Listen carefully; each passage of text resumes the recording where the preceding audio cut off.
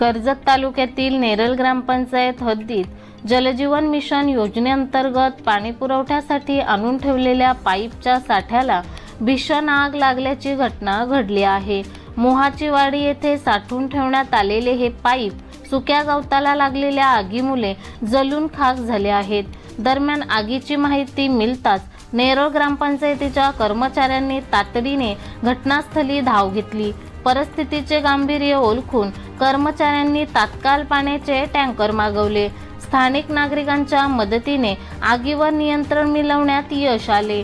कर्मचाऱ्यांनी दाखवलेल्या सतर्कतेमुळे आगीचा प्रसार अधिक होण्यापासून रोखला गेला आणि मोठा अनर्थ टळला।